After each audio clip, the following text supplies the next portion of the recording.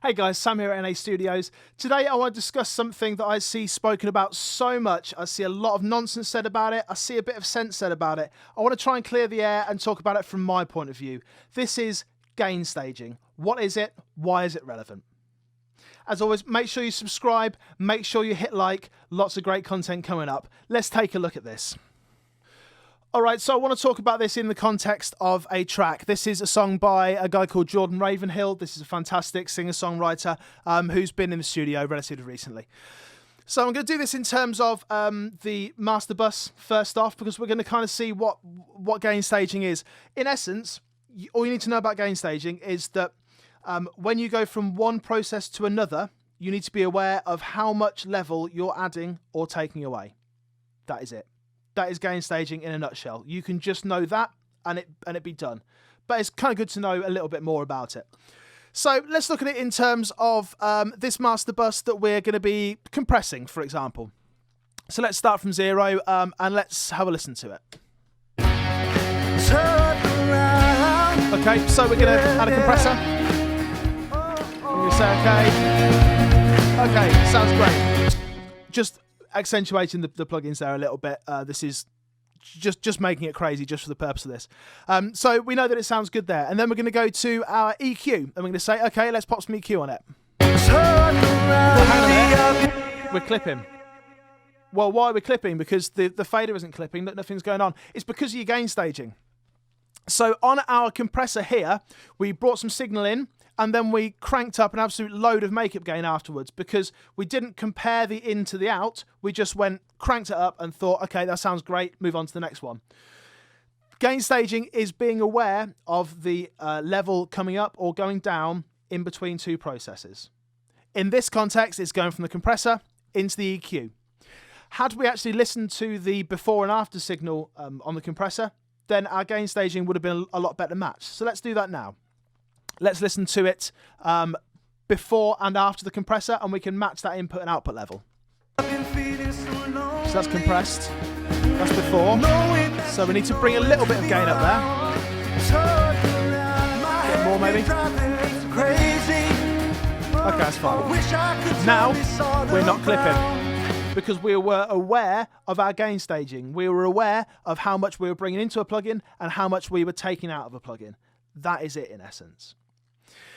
The other thing that we need to be thinking of, though, is when we're actually bringing tracks into a DAW, and is that a process? Is that something that we need to be aware of? Well, yeah, it is, definitely.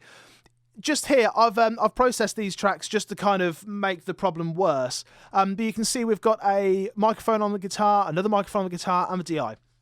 DI track is nice and healthy. The other microphone track is fine. But the first microphone track is very, very low, and we don't really want to have it that low. So this is an example of when our gain staging is off, because as you can see, or as we will see in a moment, in order to get a good balance between these, we would need to have the fader for this one down quite low relative to this one, which would need to be up quite high, because this signal is so low, we're going to have the fader up high. This signal is so high, we're going to have the fader much lower. Now, it's not that the DAW does some kind of crazy processing that makes something sound better when it's louder. It's purely an ergonomical thing with the fader. If I grab one that is up at 0 and I move it down, I can go 0.1, 0.2, 0.3. I can go in increments of 0.1 of a dB. But if I'm right down here at 19.5, minus 19.5, if I drag it down just a little bit, it goes to minus 20, then minus 20.5, then minus 21. I can no longer go in those 0.1 increments. I can only go in 0.5 of a decibel, which is no good. We need to be a lot more precise with our fader movements. So if we can have everything at a level a bit more like this one, then we're in a much better position. And there's ways of doing that. Initially, your first gain stage is your gain on your interface or your preamp or whatever it is. That is your first port of call for your gain. So you need to bring that up so it's a good level. That's your first gain stage. Your second gain stage is kind of when it comes into your DAW. You can still do it. So if we select all these, and on Logic, we're going to press Control-Alt-G to bring up normalized regions. We're going to go individual regions and bring those up to, minus 1 dB, just for the sake of this. Click Apply. And just like that, I've then brought up all the gain of all these so that the peak is at minus 1 dB. I know then from there that all my faders are going to be in a far better region where the resolution is a lot better, it's a lot more manageable, and it means that I can kind of work with it a lot better. Now, there are considerations with gain staging for plugins, as we saw with the compressor going into the EQ. There's distortion elements there. There is the argument that if you're using a modern DAW with 32 or 64-bit floating point, which I'm not going to go into now, Google it if you want, then distortion is not actually distortion. And it's kind of true. If you're at like 64-bit floating point, then if you're clipping on your on this EQ over here, it was clipping up here, then you're not actually losing that signal because you can bring it down further down the line. So you're not actually losing it. But what happens when you're using a plugin that doesn't have 32-bit or 64-bit floating point and you don't know about it and you're just kind of assuming that it does? Well, then you have issues, don't you? So as a rule of thumb, you should always be aware of your gain stages. You should always be aware of where you're adding gain, where you're taking gain away, and what that is meaning for your track. In the digital realm, we don't have to worry about noise, but the reason that gain staging was always an issue was because if you're dealing in the analog world and you've got a track that's too low, well, what you've got to do is you've got to bring the level up, but you're also bringing the noise floor up there.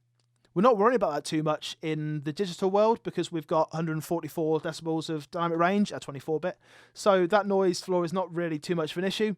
But with analog modeled plugins, it can well be because they do model the noise as well. So it's something to be aware of. So there it is. Quick and simple. It's so easy. Gain staging, in a nutshell, is just being aware of how much level you're adding or taking away at every stage throughout the process. Starting with your microphone and your microphone preamp and ending with the last thing in the chain, whether that's an EQ, a compressor on your master bus or wherever it is. You need to be aware of how much gain you're adding or taking away as you go through that process. Thanks very much for watching. Any questions, drop them down below. Do you agree with me? Do you not agree with me? That's kind of my opinion of it. That's a sort of succinct way of describing it. I think it kind of sums it up quite well. But let me know what you think. Make sure you like this video. Make sure you subscribe. And I'll see you later. Thanks a lot. Take care.